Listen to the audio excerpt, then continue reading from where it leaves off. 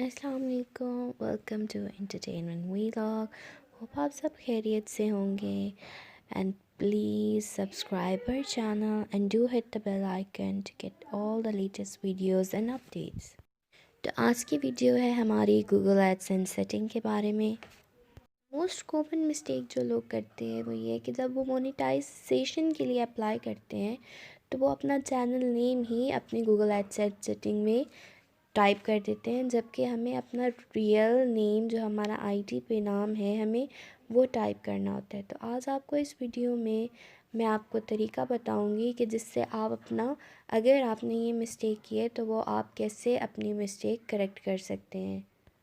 तो इसके लिए सबसे पहले तो आप अपना कोई भी ब्राउज़र ओपन करें, ठीक है, और उस पे जाकर आप टाइप करें गूगल एडसेंस। अब गूगल एडसेंस में जाने के बाद आपने क्या करना है कि आपने जाके वहाँ पे पेमेंट के ऊपर क्लिक करना है, ठीक है।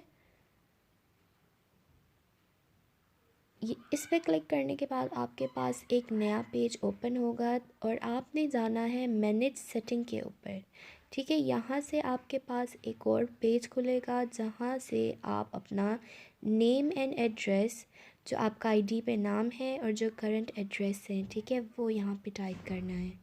तो this is how you can change your name. Hope आपको ये वीडियो पसंद आई होगी।